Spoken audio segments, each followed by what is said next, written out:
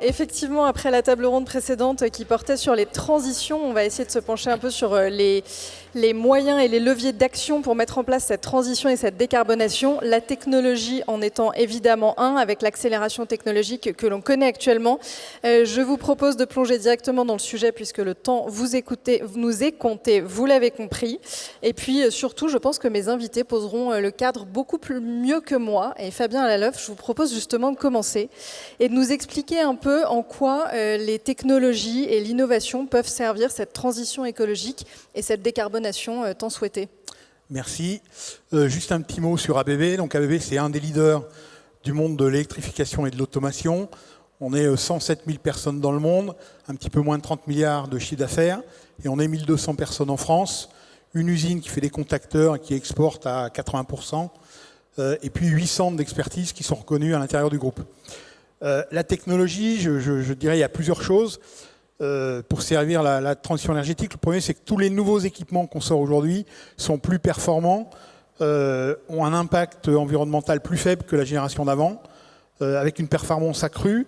Je peux prendre l'exemple des moteurs électriques. La dernière technologie des moteurs électriques est environ 20% plus performante que la génération d'avant. Ensuite, un autre exemple un peu anecdotique, mais on vient de sortir une propulsion de bateau qui s'inspire de la queue des baleines et qui est 20% plus efficace que la génération standard.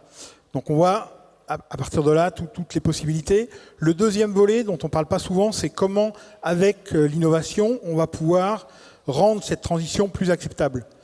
Si je prends la voiture électrique, on sait qu'une voiture électrique, il faut plus longtemps pour la recharger. Nous venons de sortir une borne de 400 kW qui permet aussi, avec de la technologie, du logiciel et de la connexion, finalement de vous inciter à vous arrêter au meilleur moment pour recharger la batterie le plus rapidement possible.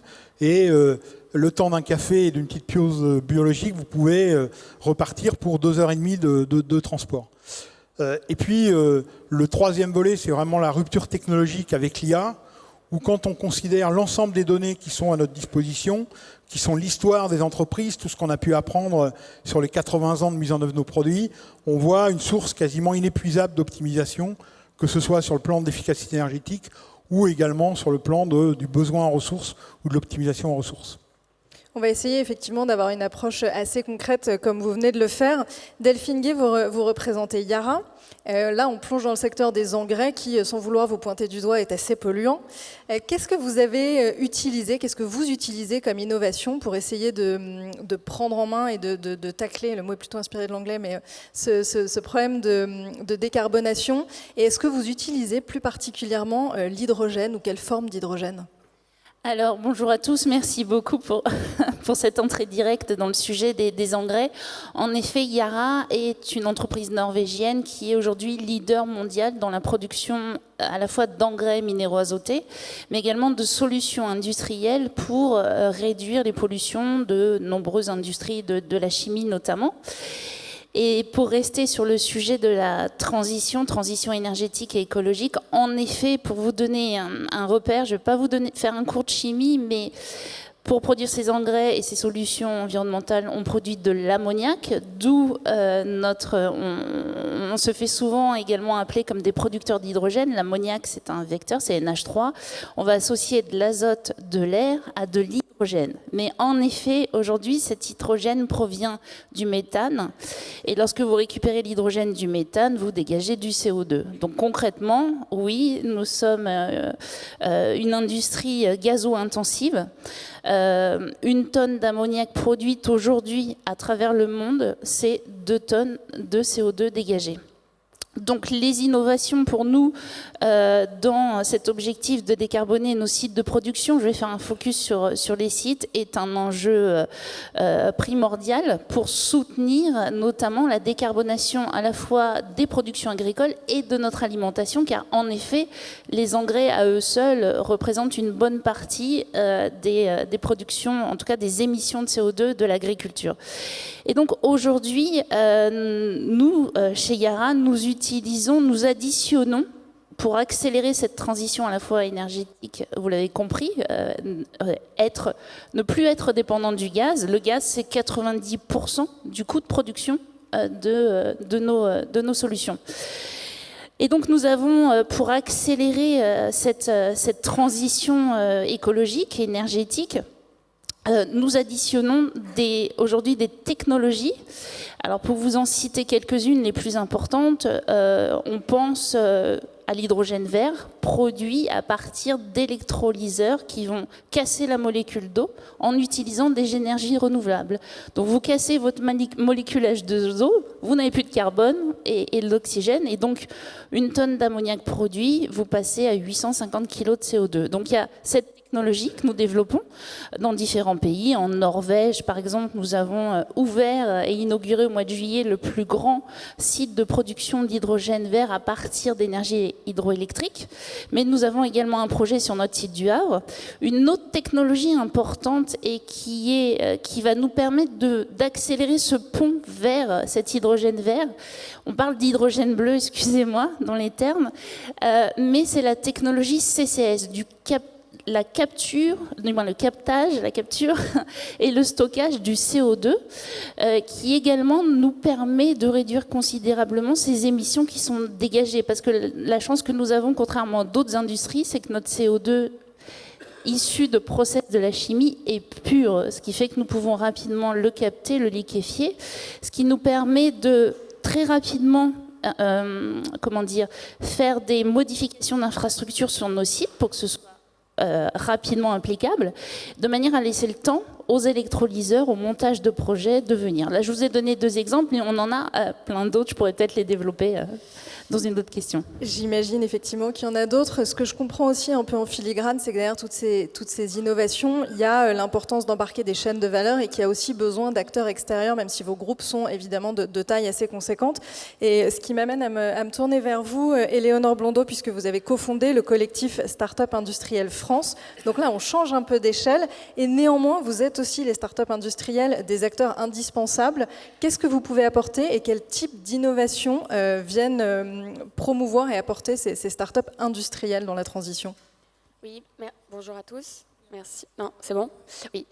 Donc bonjour à tous. Effectivement, j'ai cofondé l'association en 2021 parce que il y avait un ras-le-bol général des entrepreneurs que j'étais à l'époque, où on associait immédiatement les startups aux innovations numériques et de services. D'ailleurs, souvent, quand on dit le mot technologie, on croit que ça veut dire numérique. Alors qu'en fait, il y a des technologies chimiques, mécaniques, mécatroniques, etc. Et c'est très important qu'au niveau politique et médiatique, on essaye d'utiliser juste le vocabulaire français. Et donc d'utiliser le bon vocabulaire. Et donc on a vraiment créé cette association, collectif Startup Industriel, parce qu'elles ont toujours existé, ces startups industrielles, mais elles n'avaient jamais été valorisées et reconnues et accompagnées, en fait. Et donc on a énormément travaillé ces 3 dernières années. Je pense que vous avez vu un certain nombre d'évolutions, d'outils qui sont enfin apparus pour se tenir sur le plan financier, foncier, mais aussi juste de la culture. Il a fallu qu'on convainque BPI France d'écrire un petit livre jaune sur c'est quoi une startup industrielle, c'est quoi les enjeux de l'amorçage industriel dans l'écosystème startup, parce que tous les acteurs, les fonds d'investissement, les incubateurs, tous les Open Innovation Labs, etc., qui ont travaillé, en fait, ne comprenaient pas quand on parlait design to cost, moule ou band test. Donc on a eu ce rôle et on a toujours de plaidoyer et d'expliquer notre rôle. Et effectivement, il y a un deuxième point avec l'association on défend, c'est que pareil, du point de vue politique et médiatique surtout, et mais aussi financier, on valorise quasiment exclusivement l'innovation technologique, alors qu'on peut avoir des startups industrielles qui ne sont pas forcément qui ne reposent pas nécessairement sur des innovations technologiques. Il peut y avoir des innovations produits, de services, d'usage, des innovations de procédés, d'organisation, des innovations marketing, même sociales, mais dont l'innovation, donc par exemple marketing, repose sur un produit matériel ou un procédé industriel duplicable à grande échelle. Donc on est bien sur un projet industriel qui va créer de l'emploi industriel, local, qui va avoir de la logistique, enfin tous les enjeux qu'on a cités aujourd'hui, mais l'innovation qui porte ce projet industriel, elle n'est pas nécessairement toujours technologique. Ça peut l'être, évidemment c'est important, mais nous vraiment ce sur quoi on veut mettre l'accent, c'est qu'il faut, et BPI France avait d'ailleurs écrit un livre jaune en 2015 sur expliquer les différents types d'innovation. Et franchement, ce livre, il est tout à fait très bien. Il a fallu que je leur rappelle qu'il l'avait écrit. Il y a différents types d'innovation.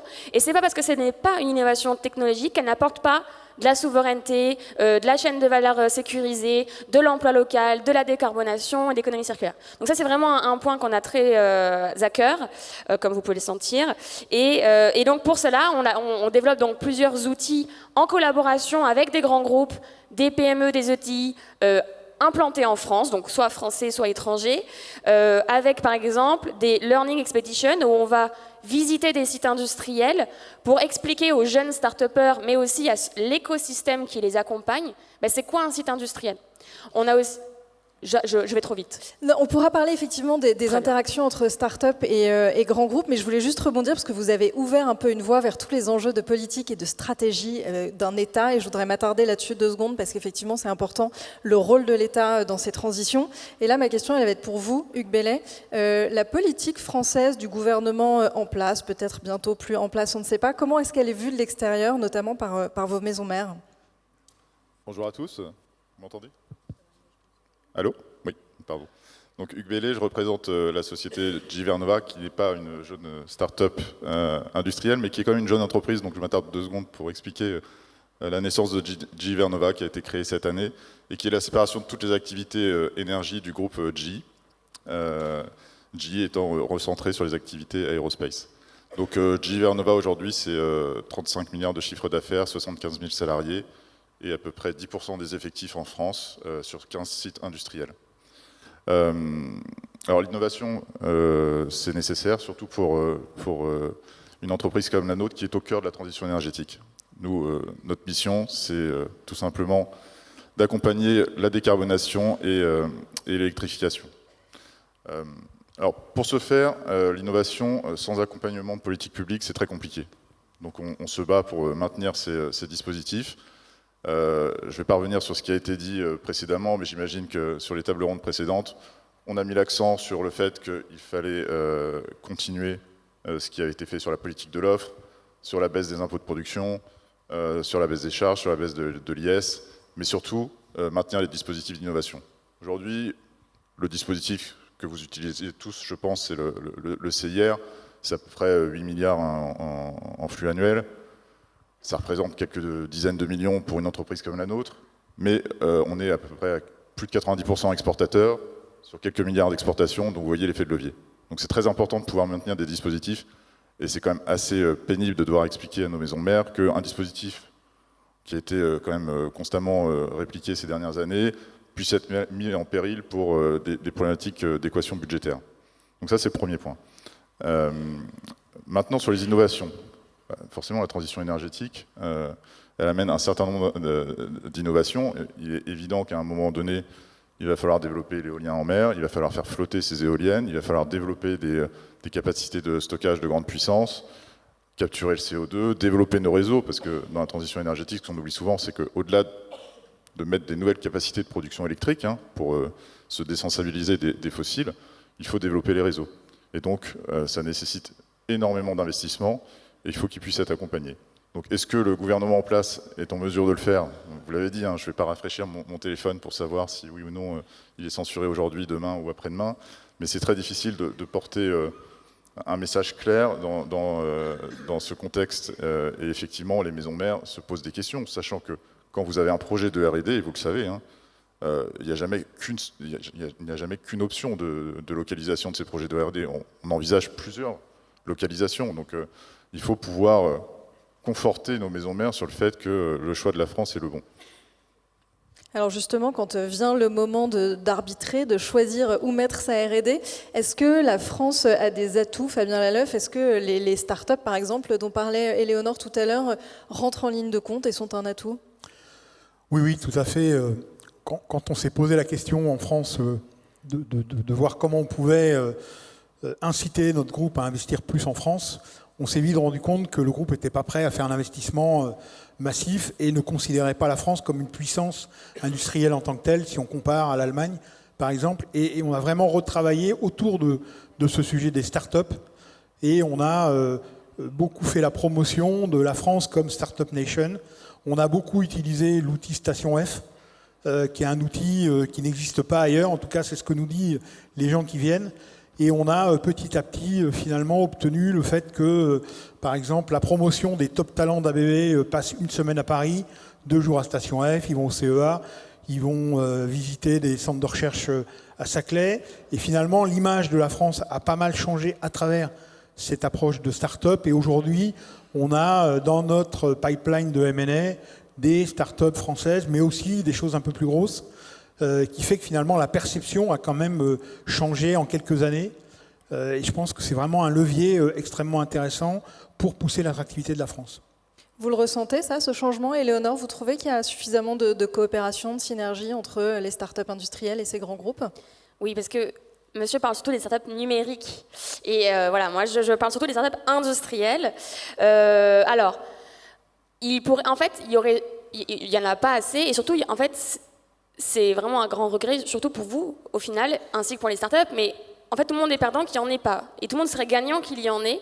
Puisqu'en fait, la plupart du temps, les startups, ce qu'elles recherchent, startups industrielles, c'est des outils de production, des compétences et évidemment des fonds.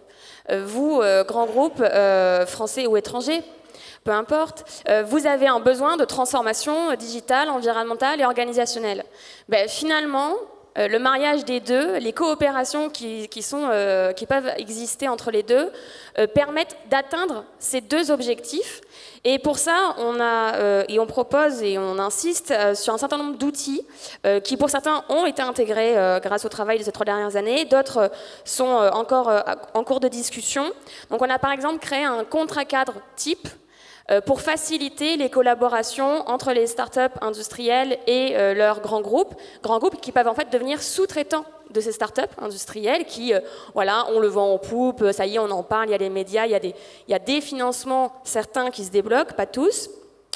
Il y a des outils, ça n'existe pas encore, mais il existe des garanties bancaires quand voilà, BPI se porte garant de prêts bancaires. Et ben, il pourrait y avoir des garanties de BFR. Moi, j'avais travaillé avec un grand groupe français en l'occurrence, mais peu importe, où en fait, quand j'avais besoin de créer des machines, je passais un bon de commande, mais je ne faisais pas d'acompte.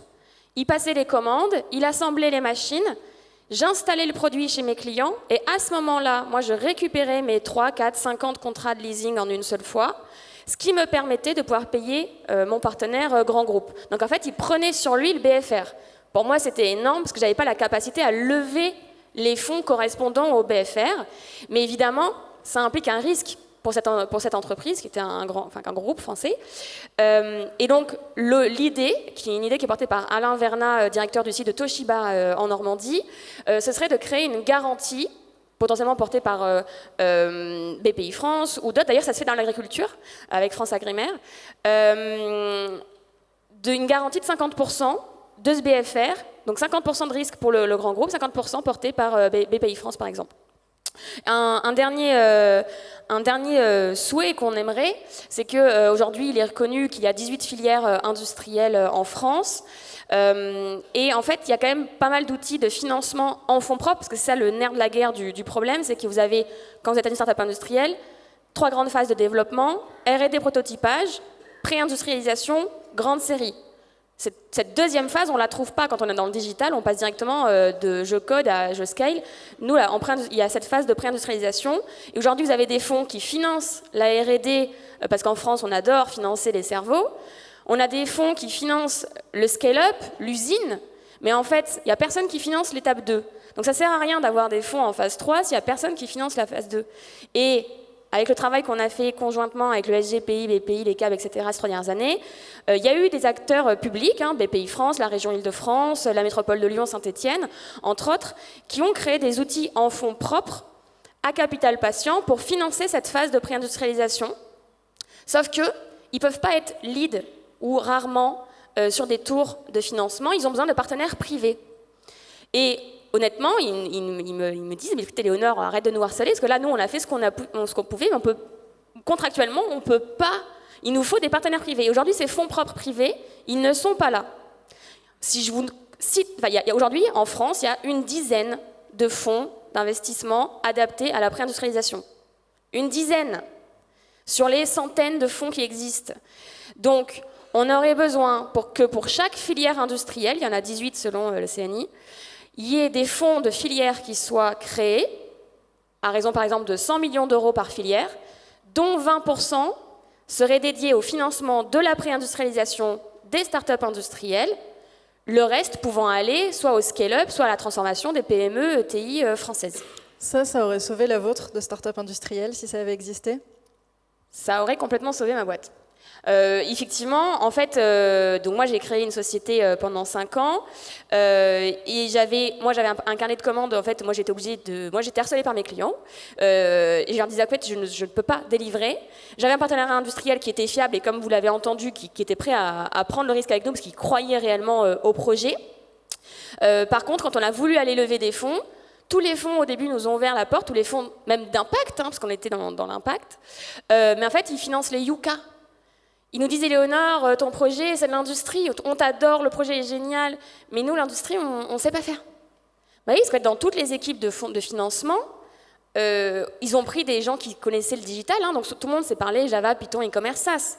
Mais dès qu'on dit bande test, design to cost et moule, dans l'écosystème de l'innovation, plus personne ne sait ce que ça veut dire. C'est pour ça qu'on a créé ce petit livre que je vous invite, vous pouvez le lire en ligne, il est accessible gratuitement, à comprendre les enjeux. Et c'est là aussi où les grands groupes que vous êtes, vous avez des corporate ventures, mettez-les non pas au service uniquement des startups digitales, mais aussi des startups industrielles qui ont besoin de vous, qui peuvent vous accompagner dans votre transformation, aussi digitale, organisationnelle et environnementale, mais en plus occuper, nous, le grand groupe avec lequel on travaillait, s'il a décidé de travailler avec nous, c'est parce qu'en fait, à la base, il avait une unité en région lyonnaise qui, historiquement, ne travaillait que pour le groupe. C'était une unité qui faisait toutes les machines de production pour le groupe à travers le monde.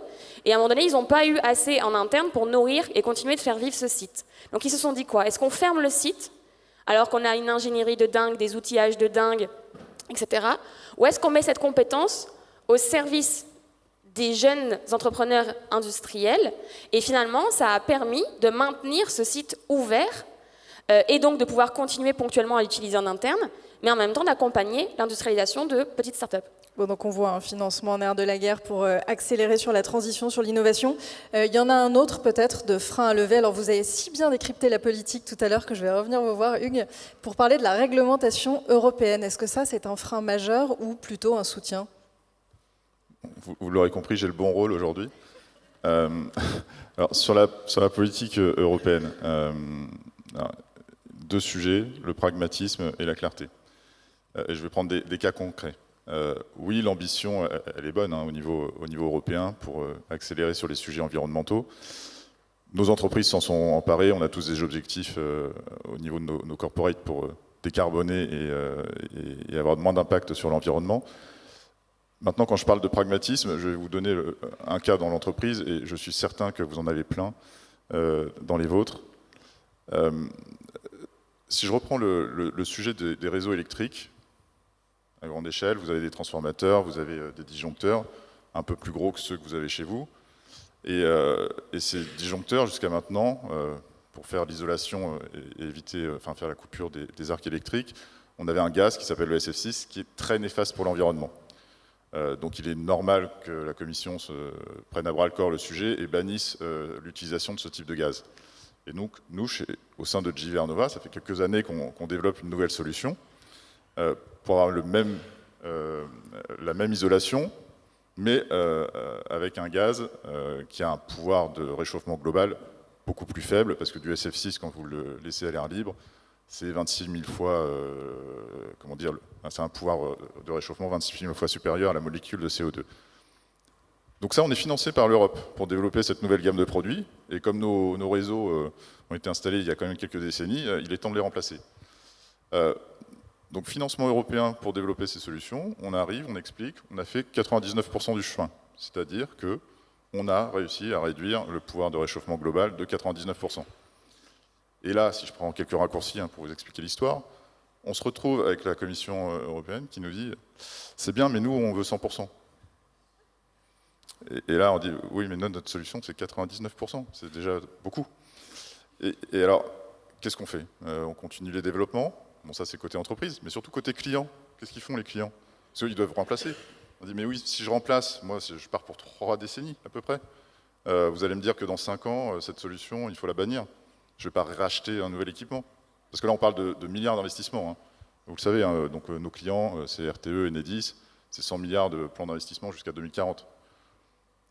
Donc on se retrouve, un paradoxe, une vision schizophrénique. Est-ce qu'on continue ces développements, on repart à zéro? Pas de solution. Donc ça, c'est typiquement ce que vous devez vivre dans vos sociétés, et nous, ça nous pose beaucoup de problèmes. Et après, clarté. Alors je crois que ça a été un peu dit sur la table précédente, le panel précédent. Je reviens sur le sujet de CSRD. Là aussi, il faut faire un peu preuve de pragmatisme. On est dans une conjoncture, vous l'avez compris, où le décrochage entre avec les deux autres régions que sont les États-Unis et la Chine est quand même prégnant.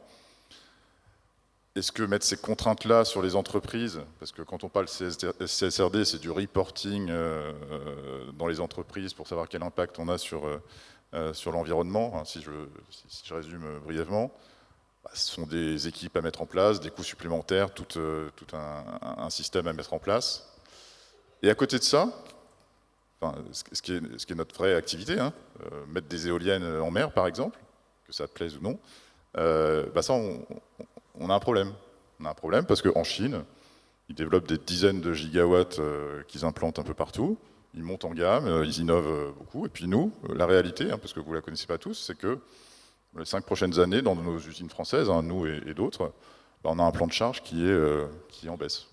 Pourquoi? Parce qu'on a mis 10 ans à développer un projet. C'est à peu près le temps hein, pour faire émerger un projet d'éolien. Passer 80% du temps à discuter, à faire des recours aux tribunaux. Et puis les 2 dernières années, vous construisez le projet. Donc, pragmatisme, clarté. C'est-à-dire qu'il y a des sujets importants. Je comprends que la CSRD en soit un. Mais quand on a des autorités qui nous disent qu'il faut peut-être faire une pause sur ces sujets parce qu'il y a peut-être d'autres priorités à mettre en avant. Alors, je ne suis pas certain que vous suivez tous mon discours, mais c'est une réalité qu'on vit dans l'entreprise et forcément ça répercute dans nos maisons mères, parce que je suis une filiale d'une entreprise américaine qui n'a pas ces contraintes-là. Hein, donc il y a une distorsion.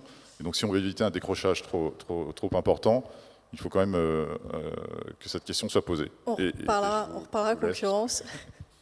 Non, on m'a pressé, je suis désolée si vous voulez avoir le temps de déjeuner, parce que j'ai encore des questions. Je voulais envisager justement tout l'écosystème qui est impliqué dans cette innovation, dans ces technologies. On a parlé des startups évidemment, il y en a d'autres, et il y a aussi les territoires. Alors on parlait de la Chine, on parlait des États-Unis, mais finalement il faut aussi se pencher sur le local et les territoires. Et là, vous, Yara, quel type d'interaction vous pouvez avoir avec vos territoires et comment est-ce que ça peut servir l'innovation ? Oui, exactement. Je vous ai parlé dans un premier temps de toutes ces technologies et en effet, les territoires sont un atout pour accélérer, et en tout cas accélérer cette dynamique de transition énergétique. Et je vais rentrer dans un cas concret.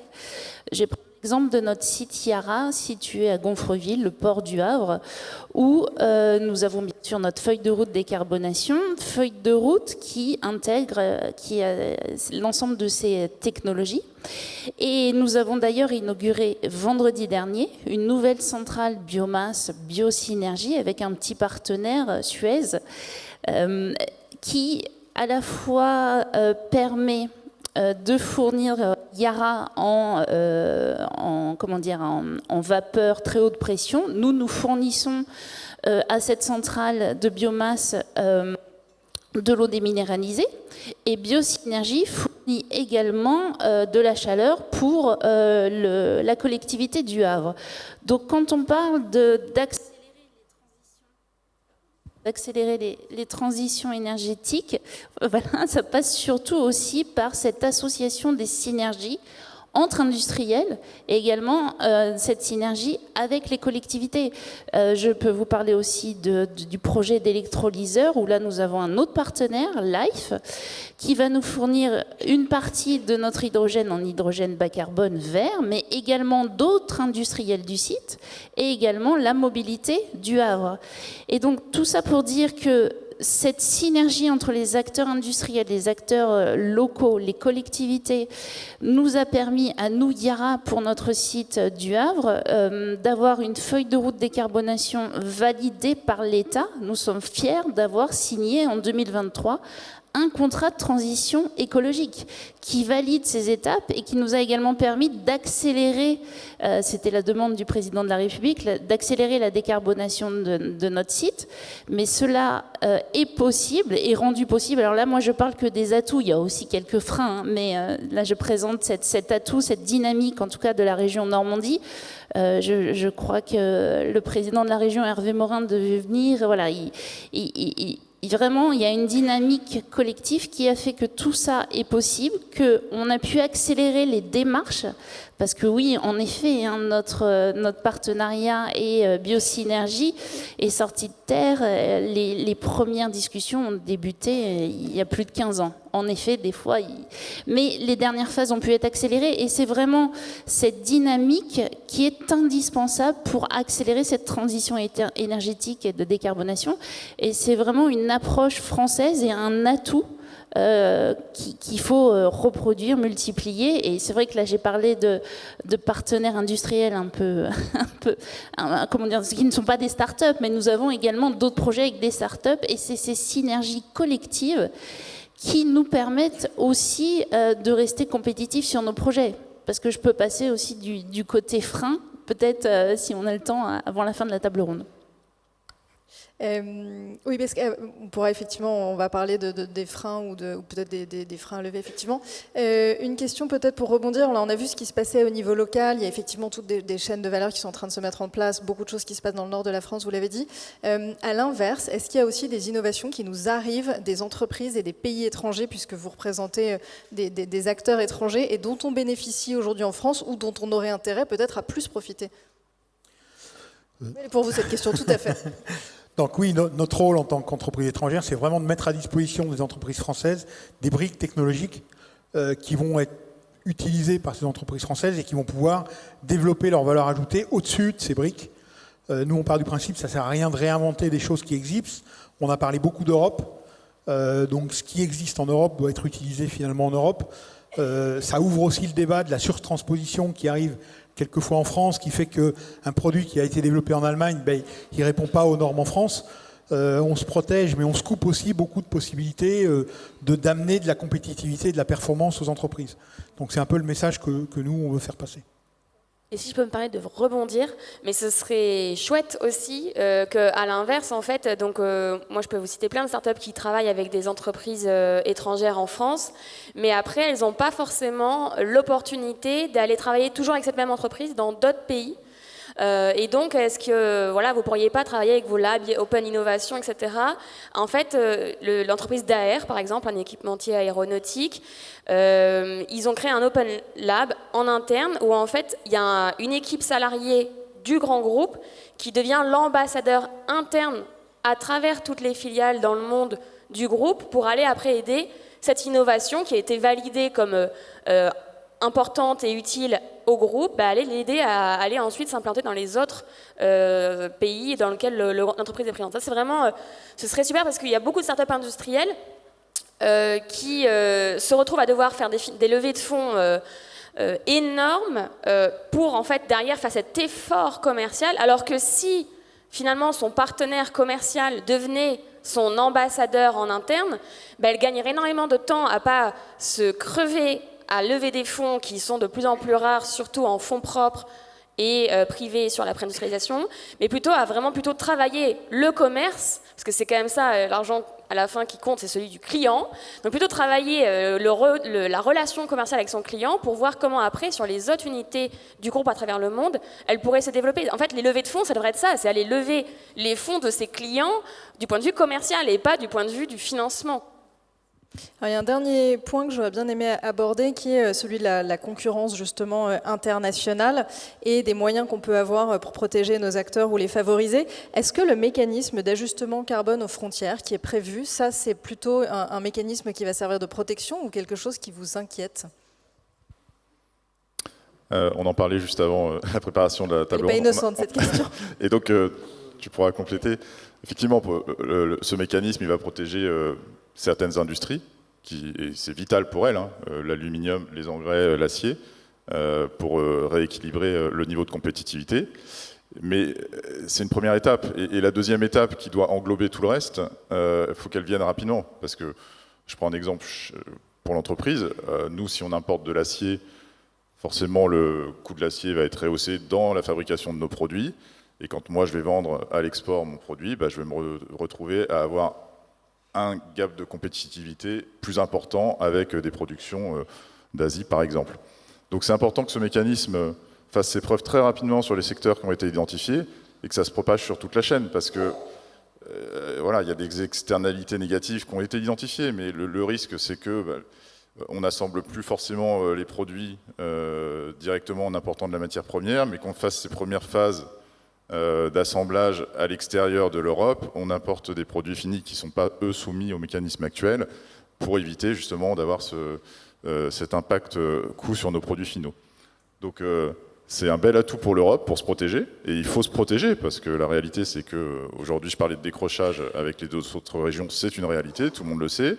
Ils ont des mécanismes très simples que sont les tarifs douaniers, hein. Je pense que il y a une annonce plus tôt dans la semaine sur des tarifs sur le Canada, sur le Mexique, 25%, c'est énorme. Pour le Canada, qui si c'est réellement mis en place, va souffrir fortement. On ne sait pas ce qui sera fait sur l'Europe, donc il est absolument nécessaire de ne pas être trop naïf, hein. Et ça, j'ai l'impression que ce soit la France, l'Allemagne, l'Italie ou les pays européens en sont conscients. Mais on ne doit pas trop traîner à prendre les bonnes décisions, hein. Je rappelle que nos élections européennes, c'était en juin, hein. On a confirmé nos commissaires hier ou avant-hier. Il s'est passé 6 mois. 6 mois dans le temps de nos entreprises, c'est long. Alors vous l'avez dit, hein, les engrais sont concernés, donc on va peut-être terminer avec votre vision sur ce sujet. Merci beaucoup. Donc oui, en effet, on a eu cette discussion. Je vous ai parlé des technologies, comment on accélère cette transition énergétique verte. Maintenant, je vais vous parler de quelques freins.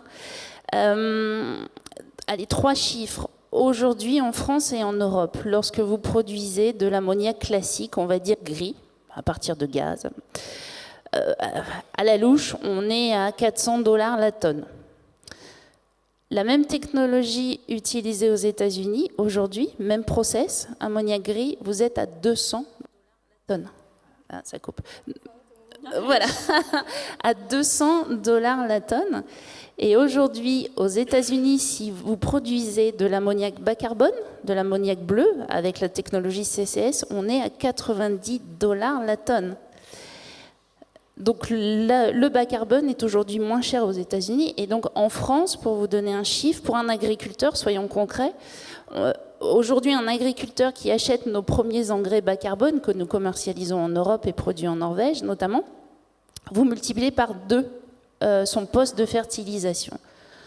Donc aujourd'hui, c'est un vrai souci, c'est-à-dire, vous l'avez bien vu, nous, Yara, mais également les autres acteurs qui produisent de l'ammoniac en Europe, on fait ces investissements, on décarboné les sites. Les engrais produits en Europe ont un profil carbone qui est déjà à 50% plus important que tous les engrais importés. Et aujourd'hui, on est confronté à cette compétitivité énergétique. On a parlé de l'IRA ou dans la précédente table ronde. Oui, il y a un décalage. Le CCS n'a pas été une innovation soutenue dès le départ par la France et par l'Europe, contrairement aux États-Unis, etc., etc. Et notre double peine aujourd'hui, c'est que nous sommes passés d'une dépendance au gaz russe par une dépendance aux produits finis. C'est-à-dire qu'aujourd'hui, le marché européen est inondé d'engrais produits en Russie. Alors des engrais qui n'ont pas le même profil carbone que ce produit en Europe. Et en plus, ils sont dans une économie de guerre, ce qui fait que vous avez une concurrence importante. Et en plus, malheureusement, ils financent l'effort de guerre russe. Donc le MACF pour nous, qui va monter et être mis en place progressivement, mais dès 2026, ça va nous donner une bouffée d'oxygène pour soutenir nos sites de production européens. Demain, voulons-nous être dépendants des engrais importés en dehors de l'Europe. La question est posée. Nous avons des enjeux existentiels aujourd'hui, nous, producteurs d'ammoniac en Europe. Et c'est vrai que le MACF, en mettant des critères, en tout cas des taxes sur le taux de production de CO2 de ces engrais, ça va être un vrai soutien. Et je pense que la dernière chose par rapport à ce que je viens d'expliquer, pour nous, le virage de la transition énergétique, de la transition verte, n'est pas possible actuellement en Europe si les chiffres restent dans le rouge. Nous devons continuer à financer cette innovation et surtout l'accélérer pour pouvoir rester compétitifs. Merci beaucoup à tous les quatre pour les visions que vous avez partagées et puis les pistes de réflexion aussi que vous avez soumises aujourd'hui. Et vous pouvez maintenant aller à ce fameux cocktail dont vous avez entendu parler tout à l'heure.